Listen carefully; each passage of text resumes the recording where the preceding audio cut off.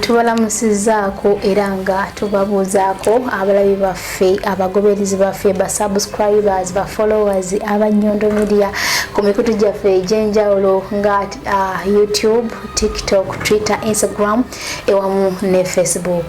Mwenna abatukirizaamu from day one tubaagala nnyo era mwasalawo okubanga ate mugoberera waka gwe tukola kubanga twatandika mpola mpola era buli kintu kitandika mpola mpola naffe twakkiriza ntandika mpola mpola ate nammwe ne mutulaga omukwano nga bituteekayo ku social media platforms zaffe ez'enjawulo mubiraba. So nako olwaleero atuuza okubanga ate tubaagaliza amazaalibwa ga mukama waffe Yezu Christo amalungi era nga tubaagaliza n'omwaka omujja 2023 gubabeerere gwa mirembe.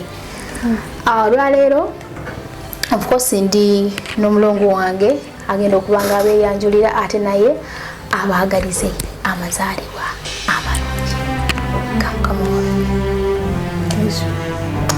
Banaye balamusiza nnyo abalabi ba Nyondo Media. Mbaagaliza amazaalibwa amalungi aga Yezu Christo. Banaye tubeebaza olw'otusupportinga otubeererawo buli kimu.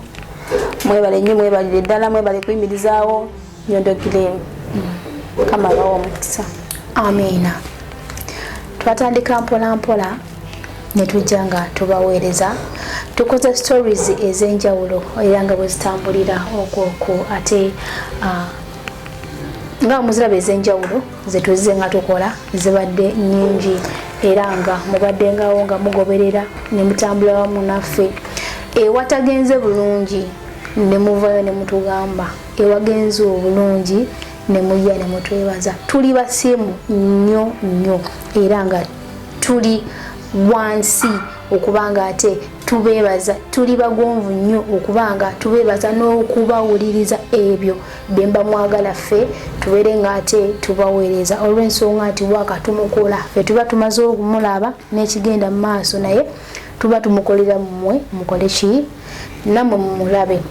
Ebigambo tebigenda kubeera bingi tugenda kumakaawo nenga mu byonna tubaagaliza amazaalibwa aga mukama waffe amalungi gababeerere ag'emirembe n'omwaka omujja mukolemu mukama abasobozese mufune ebyo byonna bye muyaayaanira mu mwaka 2023. Mugende mu maaso mugere otufolowinga wamu nabo.